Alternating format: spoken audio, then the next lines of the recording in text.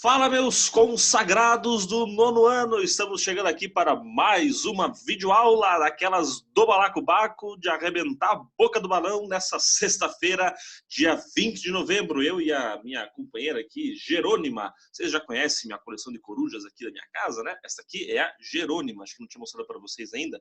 No começo do ano eu mostrei a Gertrudes, que está perdida por algum lugar aí. Tá uma bagunça esse meu local aqui de trabalhos de estudos, mas aqui a Jerônima. E hoje ela tem uma função muito especial que vai nos ajudar aí a compreender um pouco mais os conteúdos em vista da nossa avaliação. Pessoal, eu queria, assim, em primeiro lugar, dizer para vocês que fiquei muito contente, assim, de saber que as palavras sinceras que eu falei para vocês na semana passada tocaram profundamente no coração de vocês, tá? Eu conversei com alguns, assim, no grupo lá da turma, no Classroom também, de maneira particular, eu converso com alguns de vocês também, né? Isso eu fico muito contente, eu gosto de ter esse contato com os alunos para além da sala de aula, né? Eu não sou daquela opinião de que o professor não pode ser amigo do aluno. Pelo contrário, eu acho que o professor, minha opinião, tem que ser amigo do aluno, porque quando você é amigo de uma pessoa, você se torna amigo de uma pessoa, você pode cobrar aquela pessoa, você pode ser exigente com aquela pessoa, e é o que eu tenho tentado fazer, ser exigente, ser até um pouco chato com vocês, para entrar na cabeça de vocês uma coisa. Não se esqueçam do valor que cada um de vocês tem, e o mais importante, deem valor ao estudo, deem valor à sabedoria. Sejam não apenas inteligentes, mas sejam sábios. Tem pessoas por aí que são muito inteligentes, mas não são sábias, não têm sabedoria. E vocês têm que ter sabedoria também, ok? Então, eu fiquei muito contente assim, que aquilo lá tocou profundamente o coração de vocês. E galera, é isso mesmo, meu. Contem comigo aí para o que precisar. Estamos juntos sempre. E assim, eu já digo para vocês que eu vou sentir muita saudade de vocês no ano que vem. Quem sabe um dia, né, alguém não queira fazer graduação em filosofia ou em língua portuguesa, etc. E se eu fizer um mestrado um dia, a gente pode se encontrar numa faculdade, né? Mas enquanto isso acontece, a gente fica por aqui, tá bom? Muito obrigado aí de coração pelo carinho de vocês. Lembrando que o aniversário do professor chega agora em dezembro, daqui um mês exatamente o meu aniversário, então aguardo presentes no nono ano. Tô brincando. Não, mas lembrem de mim no dia aí, façam uma oração, mandem energias positivas para mim aí no dia 20 de dezembro, quando eu estarei completando 26 anos de história. Meu Deus, meus 26, hein? Saudade da época que eu tinha idade de vocês. Mas enfim. Galera, é o seguinte, a aula de hoje, eu vou tentar ser bem sucinto, bem objetivo com essa aula, bem rapidão, porque nós temos uma tarefa maior para hoje. Deixa eu explicar para vocês o que acontece. Vocês viram que eu mandei um recado no Classroom e no grupo do WhatsApp da turma, que amanhã, sábado, dia 21, nós teremos a nossa avaliação bimestral na escola, tá? E aí nós tínhamos apenas 40 pontos ainda de tarefas, eu não poderia fazer uma prova de 60. Então o que eu fiz? A tarefa de hoje, a tarefa número 5, ela vai valer 30 pontos. São 3 questões, tá? Não é para complicar a vida de ninguém, não é para ferrar com ninguém, que vocês sabem que eu não faço isso. Pelo contrário, é para ajudar vocês. As 3 questões que estão na tarefa de hoje, muito provavelmente estarão na prova de amanhã, tá? Provavelmente, não estou dizendo que estarão. Provavelmente estarão na prova de amanhã ou algumas coisas parecidas, ok? Então, façam com bastante cuidado, bastante capricho essa tarefa de hoje, porque já vai ajudar vocês a estudarem para a prova de amanhã. Professor, mas eu não vou poder fazer a prova amanhã, não posso ir na escola? Sim, gente, quem já me falou, mandou mensagem, escreveu no Classroom que não pode ir na escola fazer a prova amanhã, tudo bem, eu entendo. A questão é, vocês não têm que justificar para mim, tá bom? Tem que ser diretamente para a escola, porque haverá um procedimento que está além do meu alcance, tá? A escola vai ter para os alunos que não puderem fazer a prova, não puderem ir fazer a prova amanhã, a escola vai dar um outro procedimento que vai além do meu alcance, tá? Então eu entendo a situação de vocês, questão de transporte, questão de mobilidade, tudo aí, sem problemas. Então quem não puder ir à escola amanhã fazer a prova, ligue na secretaria, né, fale com a coordenadora Eliane, peça para os pais ligarem, justificando o motivo, e aí a escola vai dar para vocês o direcionamento. E depois a gente vai conversando sobre isso. Mas fiquem tranquilos, vocês não ficarão sem fazer a prova, tá? E quem estiver lá amanhã, vai ser uma alegria poder encontrar com todos vocês aí, faz tempo que nós não nos vemos. Encontrei com algumas alunas aí nas aulas de reposição, nas aulas extracurriculares aí nessas últimas semanas, mas vai ser uma alegria poder encontrá-las aí no sabadão. Então a gente só sextava antigamente, nós vamos sabadar nessa semana e sabadar com prova, né? Então a prova vai valer 30 pontos também, tá? Nossa prova vai valer 30 pontos e serão 6 questões, 3 de escrever e 3 ali de marca X, verdadeiro ou falso, de somatória, tá? Mas daí, na hora da prova, a gente lê as questões e fala sobre elas, tá bom? Então vai ser um pouquinho disso. E aí, pessoal, o que eu queria falar para vocês que é o seguinte, né? Eu escolhi aqui 5 temas de estudo para vocês, para nossa avaliação desse bimestre, né? Então, mitos de origem da vida, criação segundo a ciência, a teoria da evolução, do Charles Darwin, mitologias sobre a morte e os ritos fúnebres, tá bom? Bom, vamos começar então com mitos de origem da vida, ok? Deixa eu colocar aqui nos slides aqui para vocês, que daí vocês me acompanham aqui e fica tranquilinho. Vejam só. Bom, aqui nós tínhamos, né, esse poema do poeta romano Horácio, que fala sobre a brevidade da vida, o famoso Carpe Diem, né, o famoso Carpe Diem, que é aqui do poeta Horácio, né? Tu nequesiris scire nefas per mihi quentibi, finem diderent leuconoe nec Babilonius, temptaris numerus ut melius, quid erit pati, seu pluris iemes sueu tribuit, Jupiter ultimam, quae nunc oppositis debilitat, pumitibus mare, Tyrrhenium, sapias, vina liques et spatio brevi, spenlongam reseces, dum locumur fugerit in vida aetas, carpe diem quam minimum credula postero.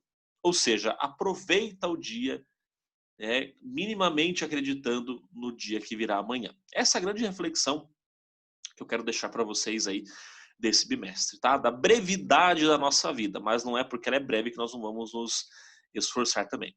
Galera, mitos de origem da vida. Vamos lá, então. Primeiro, cada cultura e indivíduo tem uma maneira de conceber a origem do universo, da vida e da morte.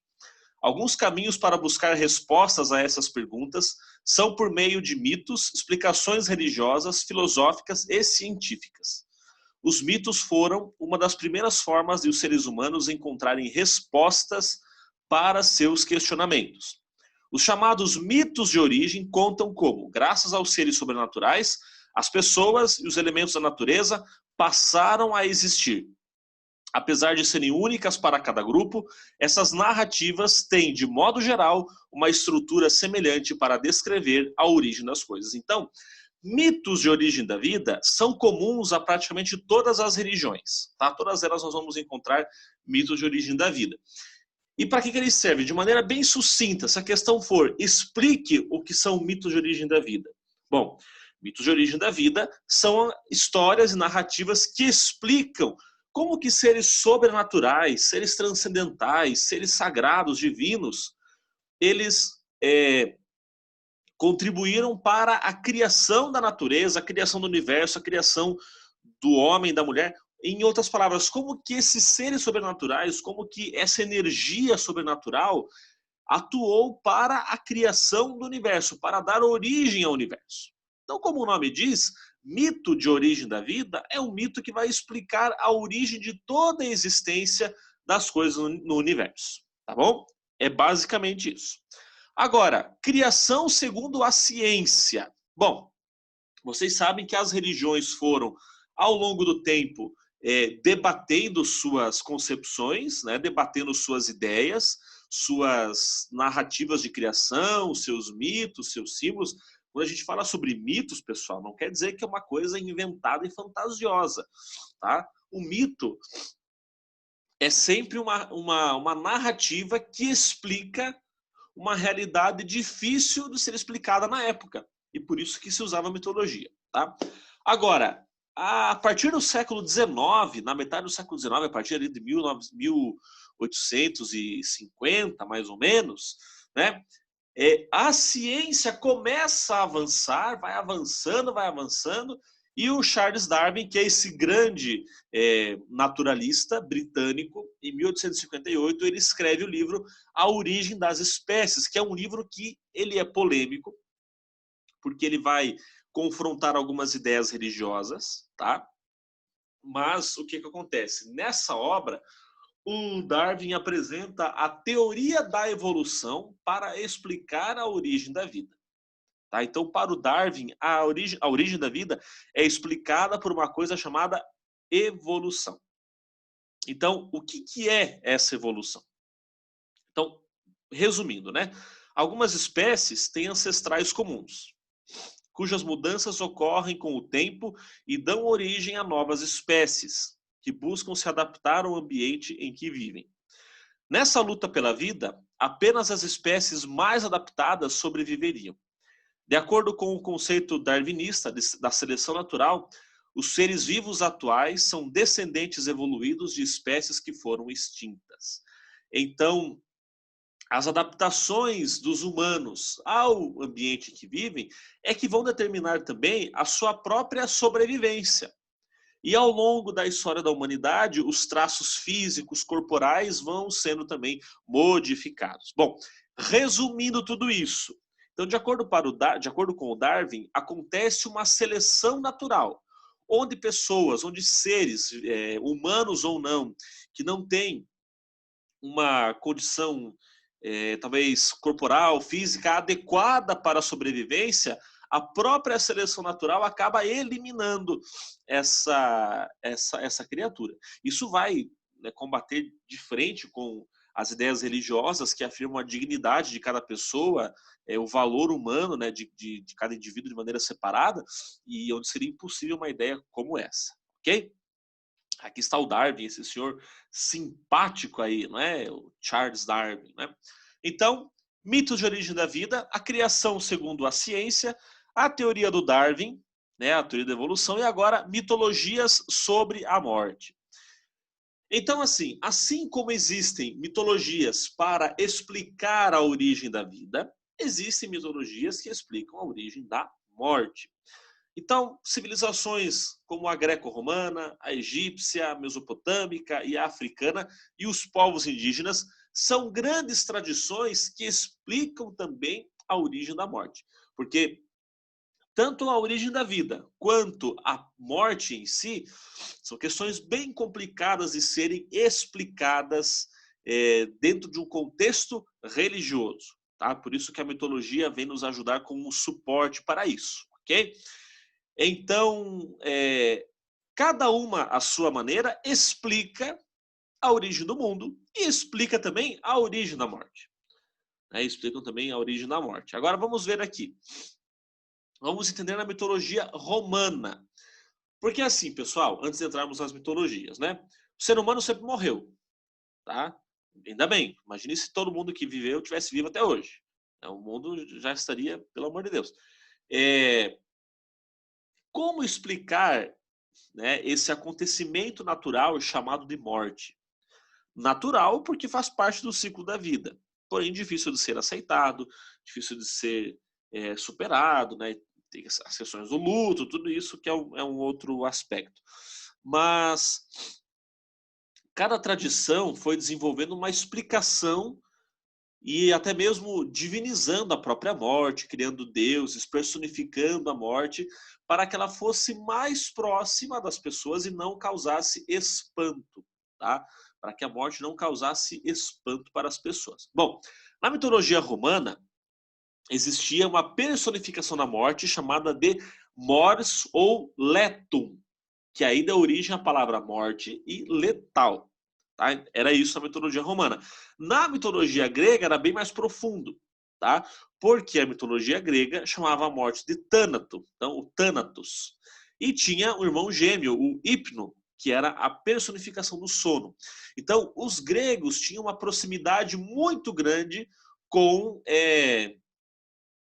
a morte por assemelhá-la, né, por compará-la com o próprio sono, como se a morte fosse um sono eterno e profundo, certo? Agora, nas tradições africanas, na mitologia africana iorubá, a morte é uma entidade masculina conhecida como Iku. E trata-se de uma entidade designada pelo Deus Supremo, que é Olodumaré, para conduzir e concluir o ciclo da vida. Então, na mitologia africana, existe uma entidade aí já personificada como masculina, né, para a morte, que é Iku, e que compreende que o barro do qual o ser humano foi feito deve ser devolvido à natureza para que sirva de matéria-prima para a criação de outros seres humanos. Veja que interessante isso. Há uma devolução, né, do material de sua vida. Você morre, não deve mais nada. Até o barro do qual você foi feito, ele é devolvido. Certo? Bom, e o último aspecto, ritos fúnebres. Tá? O que são ritos fúnebres? Eu vou até já descompartilhar aqui. Concluindo já, né? Então, ritos fúnebres são os ritos utilizados ao longo de toda a história da humanidade para justamente tentar desenvolver uma ideia de celebração em relação à morte.